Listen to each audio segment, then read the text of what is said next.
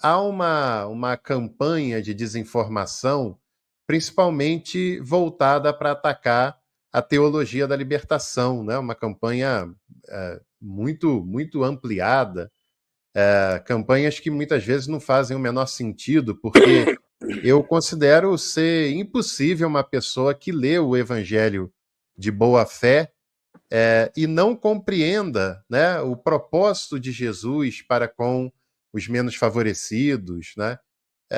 Eu queria muito pedir ao senhor, acho que poucas pessoas podem falar tão bem disso quanto o senhor, que nos falasse um pouco mais sobre o que é a teologia da libertação e qual é o seu valor ainda hoje, né? Ainda para o nosso tempo.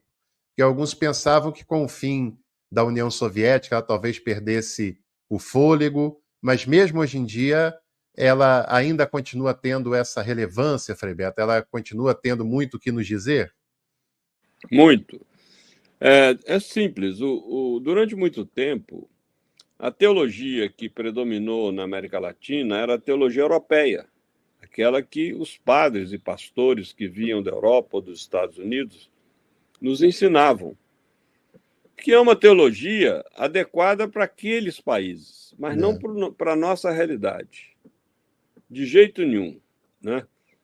Então, no momento em que, através das comunidades eclesiais de base, os pobres se apoderaram da Bíblia e começaram a fazer uma releitura da Bíblia, não naquele sentido de janela que eu citei, mas no sentido de espelho, ou seja, de uma Bíblia que é um farol que ilumina a nossa vida atual, eles começaram também a fazer uma reinterpretação religiosa, ou se você quiser, teológica, de toda a doutrina cristã. E daí que surge a teologia da libertação. A teologia da libertação não é uma concepção de Deus, é isso que a palavra teologia significa, né? A ideia de Deus, elaborada num laboratório, numa academia, ou no escritório do Leonardo Boff, ou do Gustavo Gutierrez, ou da Maria Clara Bingeman. A teologia da libertação ela nasce da prática libertadora dos cristãos lutando por seus direitos, direito à água, direito à moradia, direito à educação, direito à saúde. Daí que nasce a teologia da libertação. E é evidente que ela assusta. Por que ela assusta? Porque ela adota uma lógica dialética e não analítica. Mostro a diferença. O capitalista, ele fala da fome, ele fala da devastação ambiental, ele promove campanhas de cestas básicas quando as pessoas estão famintas, enfim, faz caridade, mas jamais ele fala das causas da fome, das causas da devastação. Porque o dia que ele falar da causa, ele está cometendo um suicídio sistêmico. Essa é a lógica analítica que predomina, por exemplo, nos Estados Unidos e na cabeça dos fundamentalistas. E a lógica dialética é aquela que vai às causas, ou seja, tem gente passando fome, por quê? Porque Deus não quer ninguém passando fome. Ninguém escolheu nascer na miséria.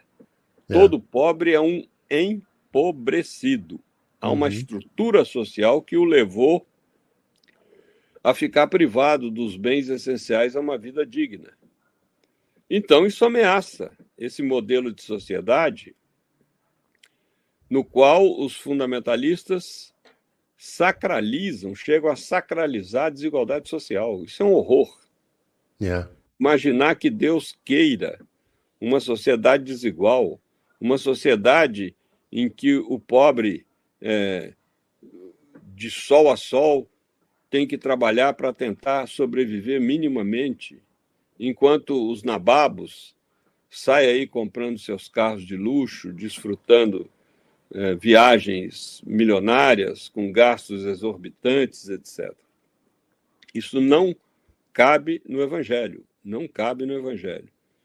Então é isso, eu creio que a teologia da libertação, ela não morreu, ela continua viva, ela continua muito ativa, apenas houve um período na Igreja Católica em que ela foi escanteada, que foram os 34 anos de pontificados conservadores de João Paulo II e Bento XVI.